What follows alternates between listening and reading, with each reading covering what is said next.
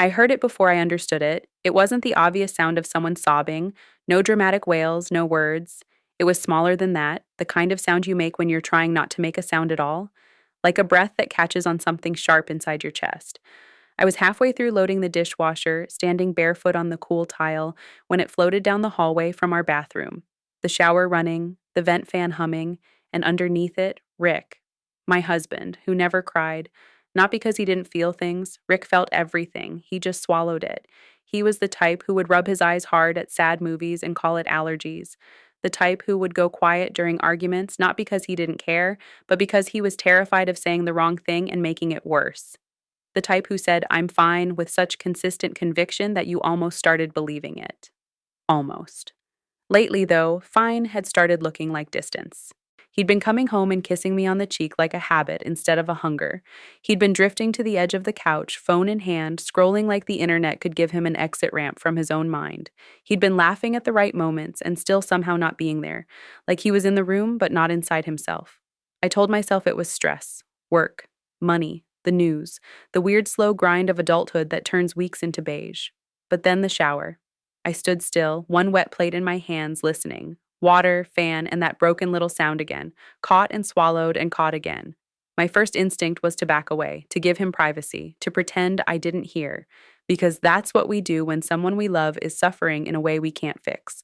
We tiptoe, like our footsteps might shatter them. Then I remembered what distance feels like when you're drowning. It feels like everyone politely giving you space. I set the plate down, wiped my hands on a dish towel, and walked down the hallway. The bathroom door was closed. Light leaked from the bottom. Steam curled through the crack like a living thing. I put my hand on the doorknob and hesitated. My heart beat too loud in my ears. I could picture him in there, shoulders hunched, forehead against tile, mouth open in that silent, ugly grief no one sees. I knocked softly. "Rick?" No answer. I tried again. "Hey, you okay?" The water kept running. The fan kept whirring. A pause. Then that same sound. Smaller, almost angry with itself. I turned the knob and opened the door just enough to speak through the steam. The mirror was fogged, the sink speckled with tiny droplets. The bathroom smelled like his cedar soap. Behind the shower curtain, a shadow moved. "Chelsea?" His voice came out rough, like he'd been coughing. "I'm not trying to invade," I said quickly because I could hear how raw he was, and I didn't want him to feel cornered. I heard you." Silence. Then, softer. "I'm fine." The lie landed in the humid air and didn't evaporate. I swallowed. I could have accepted it. I could have backed out and pretended the sound had been the pipes. That's what I usually did. That's what I had always done, because I never wanted to be the wife who pushed too hard. But some instinct, some quiet alarm that had been ringing for weeks, made me stay. "Rick," I said, gentle but steady, "I'm going to ask you one question, and I need you to answer it honestly." The shower shut off. The sudden absence of water made the whole room feel exposed. The fan still ran, but now all I could hear was my own breathing. "What?" he whispered. I stared at the fogged glass of the shower door like it might show me his face if I focused hard enough. "Are you pulling away from me because you don't love me?" I said, "or because you're afraid I'll see you?" A beat. Two. Then a sound that punched through my ribs. A sob. The curtain shifted. I saw his hand press against the tile like he needed it to hold him up. "Chelsea," he said, and my name sounded like a confession. My chest tightened. "I'm here," I said. "I'm not going anywhere. Talk to me." He didn't answer. He just cried harder, and the pain in it was so old it made me feel like I'd walked into a room he'd been locked inside for decades. "I can't," he choked out. "I can't. You're going to hate me." "I won't," I said, and I realized as I said it that I didn't actually know what it was. I didn't know what he was afraid of, but I knew I meant the promise. "Rick, whatever it is, I would rather know you than lose you." The curtain opened an inch. His face appeared in the gap. Wet hair plastered to his forehead, eyes red, cheeks slick with tears and shower water. He looked like a child who'd finally been caught hiding. "I'm disgusting," he said. "No," I said immediately. "Don't say that." He laughed once, bitter and broken. "You don't even know." "Then tell me," I said. He closed his eyes. His shoulders shook. When he spoke, the words came out like they'd been carving a path through his throat for years. "I cross-dress," he said. For a moment, my brain didn't catch. "Cross-dress," I repeated, because repetition is how you give your mind time to hold something new. He nodded, staring at the tile like he couldn't bear my face. Since I was since I was a kid, clothes, women's clothes. His breathing hitched. Pantyhose, panties, slips, sometimes makeup, sometimes heels. He swallowed hard. I've hidden it my whole life. I thought I could outgrow it. I tried so hard. My first reaction came fast, hot, and unwanted. Shock, not disgust, shock. Like the world tilted a few degrees and my body braced for the fall.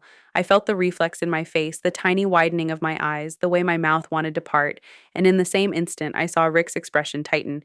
He was watching me like a prisoner watching the judge lift the gavel. I realized with sudden clarity that my next breath mattered, that whatever I did right now would become a story he told himself for the rest of his life. If I recoiled, even subtly, I would confirm what his shame had been whispering for decades. You are unlovable. If anyone sees you, they'll leave. And I loved him. I loved the man who made me tea when my stomach hurt, who warmed the car up for me on icy mornings, who rubbed my shoulders when I was stressed even if he didn't know what else to say. I loved his carefulness, his gentleness, his consistency. I wasn't going to let shame take him away from me, so I softened my face on purpose. I stepped closer to the shower. Okay, I said, steady. Thank you for telling me. His eyes flashed up, disbelieving. That's it? That's not it, I said. That's the first thing. The first thing is, I'm here. He shook his head, tears spilling again. You're not supposed to be okay with it. I'm not instantly anything, I admitted, because I didn't want to lie. I'm surprised, but I'm not mad and I'm not disgusted. I'm worried about you. My voice cracked. Because you've been carrying this alone and it's been eating you. He covered his face with his hands. I hate myself, he whispered. I hate that I want it. I hate that it makes me feel, he choked on the word, calm, like I can breathe. And then I feel gross for feeling calm. The phrase lodged in my chest. Calm, like I can breathe. Not a thrill, not a betrayal, relief. That's not gross, I said quietly. That sounds like comfort. That sounds like something you needed. His shoulders shook. I was so scared to tell you. I've almost told you 100 times. I always stopped because I pictured your face, and then I pictured you packing, and then I pictured, he swallowed. I pictured you telling someone, laughing, looking at me like I'm not a man. I thought about the nights he'd turned away from me in bed, the way his arms would tense if I tried to pull him closer. I told myself he was tired, that he was stressed, that we were in a phase. I'd never asked the one question that might have saved him weeks or years of drowning. I pressed my palm to the cool edge of the shower frame. Rick, I said, I need you to hear me. Clothes don't erase who you are. They don't erase what we are. He looked at me through wet lashes. You won't leave? I took a breath. I'm not leaving, I said. But I need us to talk. I need to understand. And I need you to stop calling yourself disgusting. He nodded like he couldn't trust his own voice. Can I come in? I asked because I wasn't about to step into his vulnerability without asking. His lips trembled. Then he nodded. Yes. I stepped into the shower in my t-shirt and leggings and let the damp heat wrap around me. The tile was slick beneath my feet. I didn't care. I didn't care about being wet. I didn't care about the mess. I cared about his face, pinched and terrified, like he was waiting for the moment I changed my mind. I wrapped my arms around him. He hesitated for half a second, then collapsed against me like his body finally gave up on holding itself upright. His sobs shook both of us. I held him and let him cry until his breathing slowed and the old pent-up panic in his muscles loosened. When he could speak again, he whispered, I didn't want to lie, but I didn't want to lose you. I kissed his temple. You don't lose me by telling me the truth, I said. You lose me by disappearing. He nodded against my shoulder, shuddering. We turned off the fan and sat on the closed toilet lid with towels wrapped around us, the bathroom still fogged like a dream. Rick stared at the bath mat as if it might swallow him. I could see how much it cost him to sit there exposed. Can I ask you some questions? I said gently. He nodded. Anything. Is this about your identity? I asked carefully. Do you feel like you're not Rick? He shook his head fast. No, I'm me. I'm your husband. I don't want to be someone else. He swallowed. It's not that. He struggled for words. It's a part of me, a private part, a part that feels softer and safe, and I hate that I need it. You don't have to hate it, I said, and I could hear the firmness in my own voice. Not if it isn't hurting anyone. His eyes flicked to mine, wary. But it's weird. I exhaled. Maybe it's different, I said. Maybe it's outside what we were taught was normal, but different isn't the same as wrong. He stared at me like he didn't recognize my certainty, like he'd expected me to bargain, to set rules, to recoil. I surprised myself too, not because I didn't have questions. I did. I had a whole flock of them. But underneath them, something solid had appeared compassion. Because the man in front of me wasn't trying to hurt me, he was trying to survive himself. How long have you been feeling this way? I asked. Always, he whispered. I remember being little and seeing my mom's pantyhose. The way they looked, the way they felt.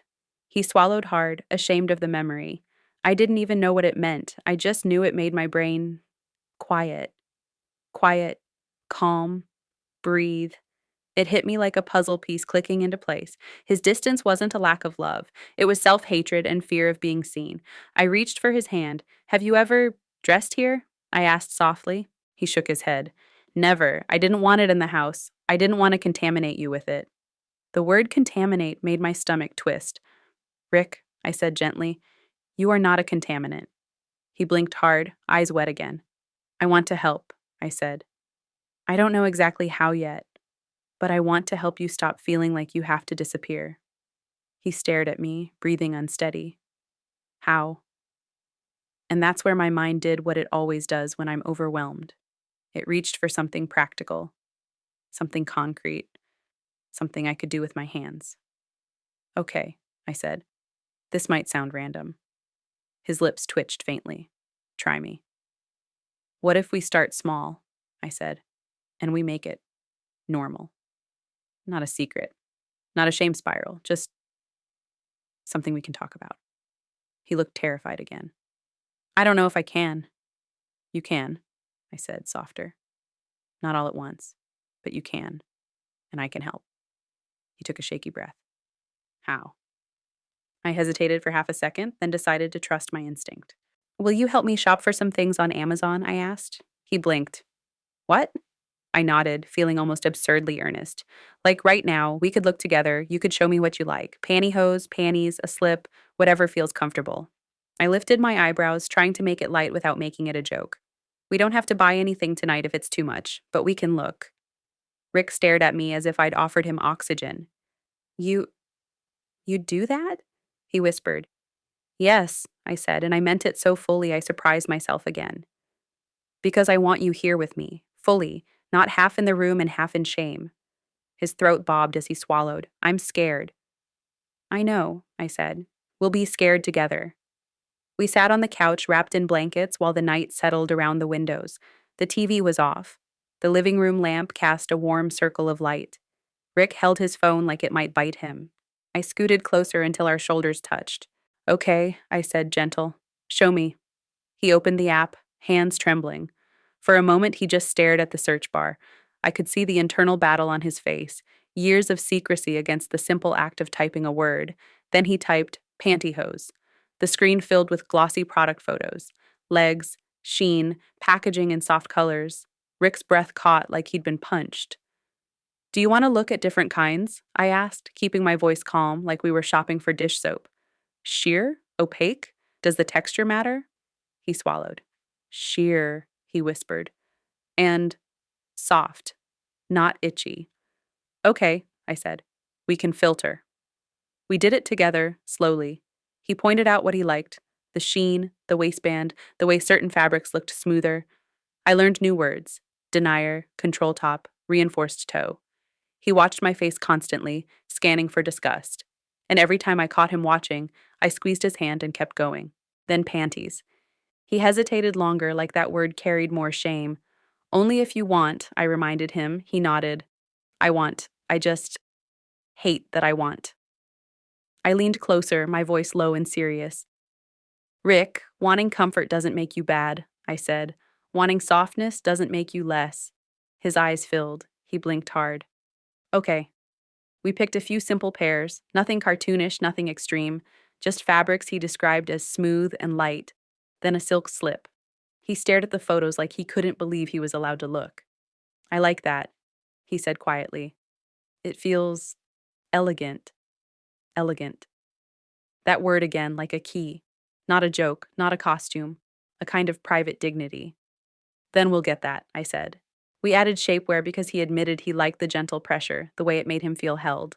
We looked at dresses, simple ones, soft colors. He hovered over heels and then flinched away, embarrassed.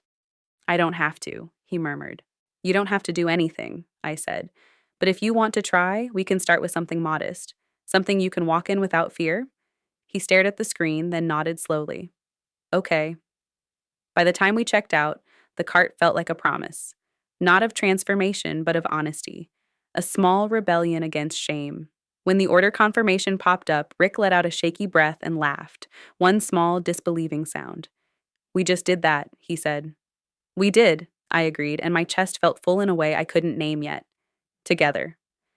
The days between ordering and delivery were tender and strange. Rick seemed both lighter and more anxious, like he'd opened a door and now couldn't stop staring into the room beyond it. He'd hover around me in the kitchen, then walk away. He'd start a sentence and abandon it. At night, he'd reach for me and then pull back, as if he didn't deserve touch. One evening, I turned to him and said, "Come here." He looked up like he expected trouble. I took his hand and placed it on my waist. "You're allowed to touch your wife," I said gently. "You're allowed to want closeness." His eyes fluttered, like the words physically hit him. "I don't want you to feel obligated." "I'm not obligated," I said. "I'm choosing." That night, he held me like he'd been afraid to hold me for months. When the first package arrived, Rick stared at the box on the kitchen counter like it was radioactive. "It's here," he whispered. "It's here," I echoed. He didn't move. "Do you want to open it alone?" I offered. "Or together?" He swallowed. "Together." So we opened it together. The tissue paper crinkled, the fabric slid out, soft and glossy. Rick touched the pantyhose with 2 fingers like it might burn him, then let the fabric drape over his palm. His throat bobbed.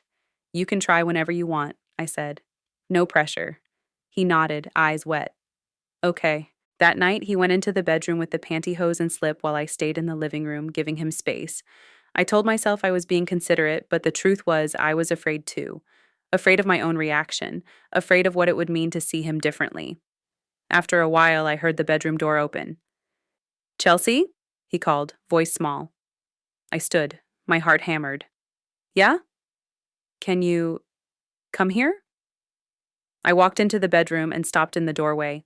Rick stood near the foot of the bed. He still wore his t-shirt, but his legs were covered in sheer black pantyhose that caught the lamplight with a soft sheen. Over that, the slip, simple, dark, silky, hung from his shoulders in a way that looked oddly natural, like it belonged on him. His hands trembled at his sides. He looked terrified. "What do you think?"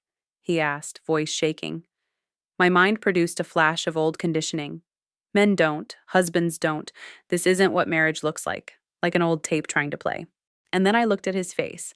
Not a performance, not a joke, not seduction. Just Rick, standing there with his whole self exposed, hoping I wouldn't crush him. I walked toward him slowly. "I think," I said carefully, "you look like someone who's been holding his breath for a long time." His eyes filled. "I feel calmer," he whispered. And then I feel ashamed for feeling calm. I lifted my hands. "Can I touch?" I asked, because consent goes both ways. He nodded fast. "Yes." I brushed my fingers along his arm, then down to his side, feeling the slickness of the slip beneath my fingertips. The fabric was cool and soft. He shivered, not in a sexual way, but in that relieved way your body reacts when it realizes it isn't under attack. "You're okay," I whispered. He let out a breath that sounded like surrender. "I'm okay," he echoed, like he was trying the words on for size. I hugged him and he melted into me. I felt his heart pounding through the fabric.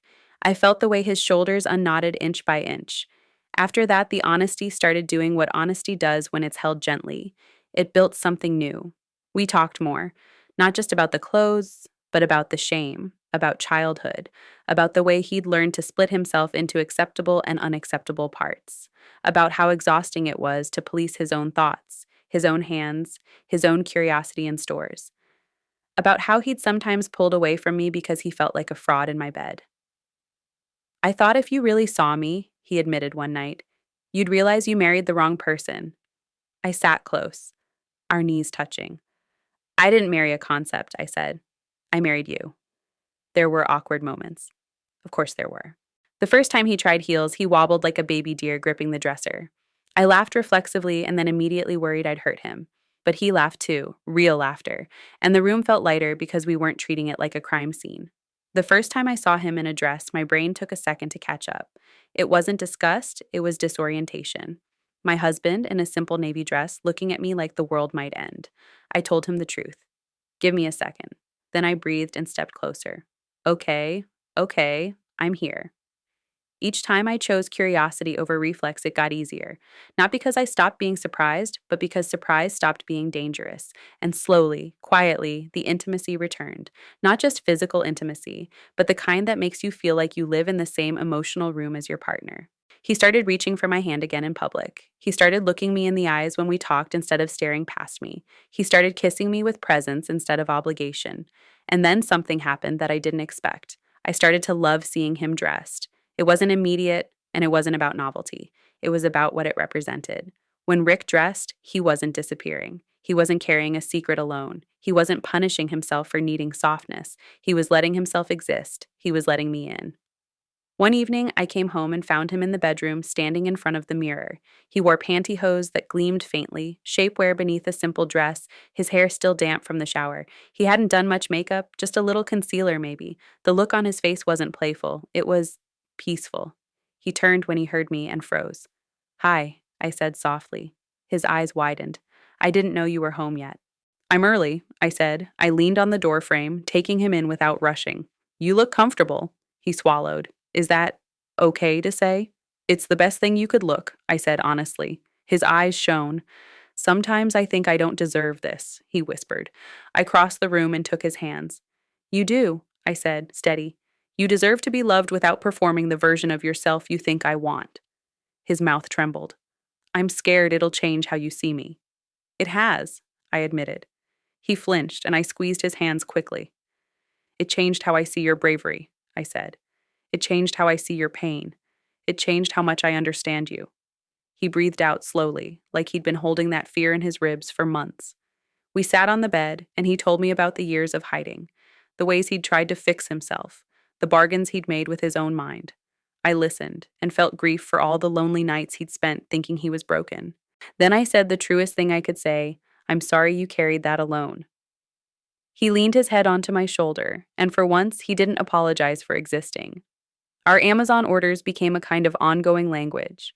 Not because we were constantly buying things, but because shopping together was symbolic. It was us practicing openness in small, manageable steps. Sometimes I'd send him a link with a playful message like, would you like this? And he'd respond with a shy emoji and a maybe. Sometimes he'd surprise me by showing me a dress he liked, and I'd feel my heart swell at the simple courage of him asking. We made rules that weren't rules, more like agreements. We checked in. We kept it private because privacy felt safe, not because we were ashamed. We created a space where it didn't have to be a fight, and we rebuilt intimacy the way you rebuild anything after a storm, slowly, deliberately, with a lot of honesty and a lot of gentleness. One night, weeks after the shower, we lay in bed with the lights low. Rick wore pantyhose under his pajama shorts, a small private comfort. He had his arm around me, thumb tracing absent circles on my shoulder. Do you remember that night? He asked quietly. The shower, I said. He nodded. I thought I was going to lose everything. I turned toward him. I'm glad I asked, I whispered. He swallowed. I'm glad you asked, too. I didn't think anyone could look at that part of me without disgust. I pressed my hand to his chest, feeling his heartbeat under my palm. I won't pretend I didn't have reflex thoughts, I admitted. I did, because I'm human and I've been taught things too. But I love you more than my reflexes, and I love you enough to learn.